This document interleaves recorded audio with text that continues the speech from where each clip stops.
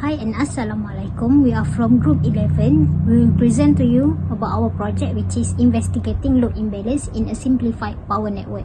Before that, I will introduce to you our team. First is Abdullah Naji, next is Ardina Hamidah, next is Nawal binti Muhammad Radhi, and fourth is me, Siti Nusyakina Maisara, and lastly is Umi Raihana binti Rosli. So for my part, I will explain about introduction, problem statement, objective, and also project scope. So for the introduction, as we know that an imbalanced load can be described as deviation in voltage and current waveform from perfect sinusoidal. Uneven distribution of electrical load among network node or phases can result in load imbalance, which can lead to unequal resources utilization. Fault in the load at the distribution level lead to imbalance in the current, which may flow to a transformer and result in an imbalance in the three-phase voltage. So, in order to provide useful insight into how load imbalance affect the overall performance and stability of network, this study focus on examining the impact of load imbalance in simplified power network. So for the problem statement, first is the phenomena of load imbalance or the unequal distribution of electrical load among several phases is an annual issue in this network. Many problems including voltage instability, higher losses and more serious system efficiency overall can result from load imbalance. So this imbalance may lead to system failure, shortening equipment lifespan, and also overloading the specific network component. The development of advanced technology that can successfully handle load imbalance is important for ensuring the long-term and dependable operation of power distribution network. Therefore, this project will examine the cause and effect of load imbalance by creating a simple model of power network, conduct by using the power wave simulator, and also by manual calculation for a single line diagram that can be found in book reference in Power System Analysis by Hadi Saadat. So for the objective for this project is first is to understand the cause and effect of load imbalance in power system. Second is to conduct a study on simulate power network experience load imbalance, and lastly is to analyze the impact of load imbalance on the system performance and stability. Lastly is project scope. The overall of study will be based using previous case study for theoretical reference application in the education simulator. The specification value of each component based on book reference, which is in Power System Analysis by Hadi Saadat. So below is scope of this project. First is to develop a circuit for load imbalance, which is a single line diagram of simple power network by using power wave simulator. Second is the generator are running on no load at rated voltage and rated frequency with EMF in phases. And lastly is comparison of manual calculation and simulator based on positive sequence impedance network, negative sequence, and also zero sequence impedance network. So that's all for me. Thank you. Hi, Assalamualaikum. My name is Ardina Hamidah binti Muhammad Yusof. My metric number DE210105. So today, I will show the simulation of our project titled 11, Investigating Load Imbalance in a Simplified Power Network. We are using Power Wave Simulator, and here is our circuit.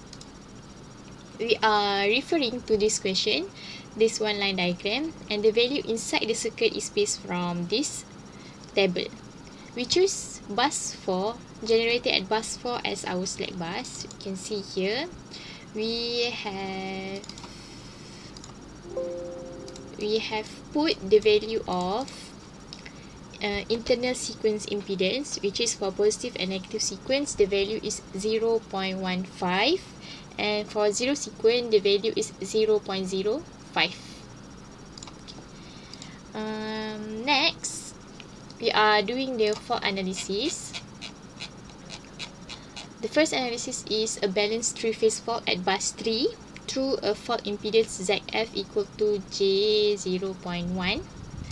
Okay, single fault. And what happens if there is no fault impedance? We can click calculate. We get at bus 3. You can see here that there is no value, which is the system is balanced. And what happen if there is fault impedance in bus 3? Okay, we can get here, there is a value 0. This one 3.125 with the angle minus 90 degree. This value can be proved from the manual calculation, which is in this is the fault current. Next is what happen if there is a single line to ground fault at bus 3 through a fault impedance with 0.1 per unit. Okay, this is a line to ground, single line to ground, and then we calculate. We can get the value of the fault current is 2.752 per unit. Okay, next is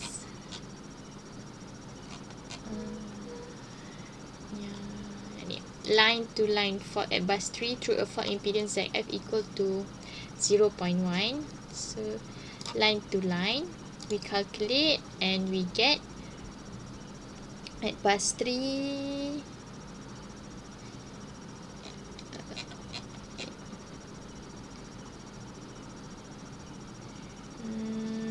line. Okay, here is the value at the line fault current. Okay, we can see here 1.92450 and so on. Okay, so the last one is double line to ground fault at bus 3 through a fault impedance ZF equal to J 0.1 per unit. So double line, we click calculate, we can get, this is the bus voltage. Here we can see the value we get is 1.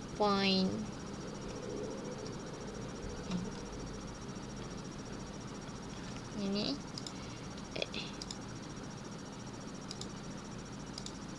okay, can get 1.006 with the angle is minus 135.86. and at bus 2, this one, at bus 3, this one. Okay, with 0 angle.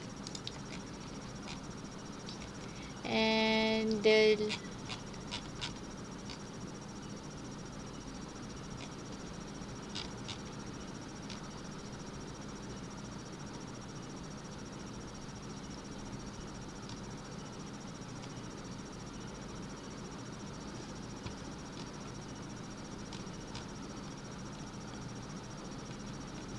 from here, from the simulation, we can see that the fault current, the total fault current is 1.974, and same with the manual calculation, which is 1.9732, nearly same. So that's all for the simulation part. Thank you. Hi, Assalamualaikum. My name is Umi Rahna Rosli. My math number is DE210061. So I will present my part, which is methodology. The flowchart is to show the process of overall progress in project development. This flowchart is separated into two sections, which is simulation and understanding. The flow of work of this project developed from week 10 until the end of the semester. The workflow from this project starts with researching from previous case study for theoretical reference until its application in education simulator. There are different types of unbalanced faults, such as the single line to ground fault, line to line fault, and double line to ground fault.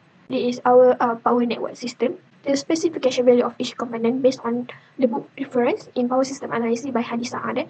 By documenting the progress of project development through flowchart to help reduce the overlap for each task during completion date. The nature of each generator is grounded through a current limiting reactor of 0.35 per G per unit on 100 MVA base. So this is the specification value. Okay, for the manual calculation, so firstly we need to find the positive sequence impedance network.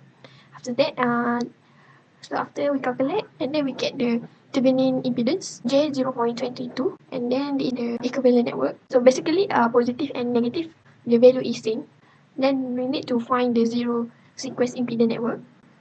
the value will change, and then we get the determinant impedance for zero sequence is J0.35. So after we calculate all this before, then we can calculate for a balanced phase fault, a single line to ground fault, line to line fault, and double line to ground fault. Is the fault current for three-phase balance is negative J 3.125 per unit, and then this is the symmetrical component of fault current. This is the bus metric for three-phase balance. This value for bus voltage and fault current in line for phase alpha B. This is calculation for single line to ground fault. And the fault impedance with J0.1 per unit.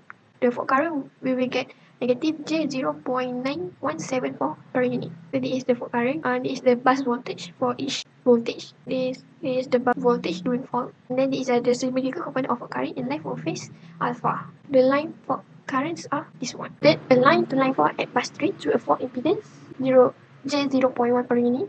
And the zero sequence component of current is 0, and this is the fault current. So this is the bus voltage during fault. And the symmetrical component of fault current in line for phase alpha. Lastly, a line to line fault at bus 3 through a fault impedance with J0.1 per unit. So this is the calculation. So the total fault current is 1.9732 with 90 degrees. So this is a bus voltage during fault. And the symmetrical component of fault current in line for phase alpha. And lastly, the line fault currents.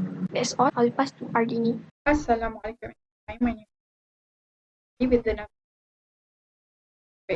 Today I will explain about our discussion, which the main thing of our discussion is the comparison between the manual calculation and also the simulation.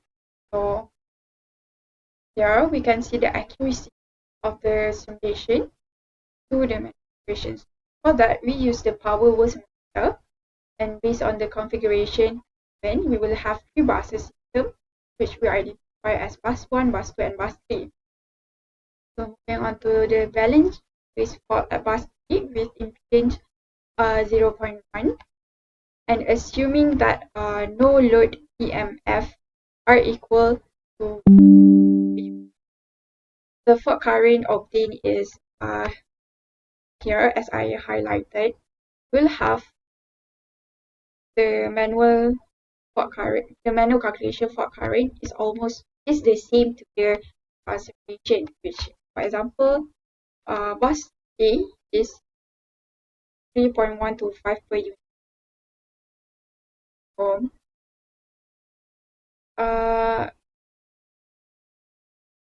the value is equal to each other. Here, bus voltage during fault. Here, from the calculation, the manual calculation, we will have, for example, bus voltage 1 fault is equal to 0.575. Based on the green box, which we draw to have a better view. We also have 0.59375 for the bus 1 stage, and it is the same for all the buses. It is equal to each other. So next, based on the calculation and the result obtained in box and current is equal to each other. Move to the last part. So last part is the bus voltage. So the bus voltage. So this is the bus voltage during fault. Based on manual calculation, we have the bus voltage is equal to here we can see for example, bus 2 voltage fault is 1.036. This we can conclude that the simulator is accurate to the calculations. I think that's all for the discussion. Hello everyone, my name is Abdullah Naji. So this is the last part of our project, which is conclusion. So the investigation into load balance is simplified board network has successfully achieved its objectives by uncovering the causes and effective load imbalance through the Michelangelo methodology, including research, simulated power set network, creation and introduction to imbalance utilized by using power word simulator. Furthermore, the study provides valuable insight on how those imbalances affect overall network performance and stability. The project's outcomes, such as detailed report, weekly meeting, and presentation, contribute to the success, enhancing our understanding of load balance and offering practical implication for system by addressing the initial objective. The research contributes to our system knowledge base, laying the foundation further studies and potential real-world improvement in the power network management. The project commitment to transparency and documentation, understanding rigor, and gain knowledge is expected invaluable, and power system professional and policy marks striving to improve the resilience and efficiency of power system protection. So any question, and thank you so much.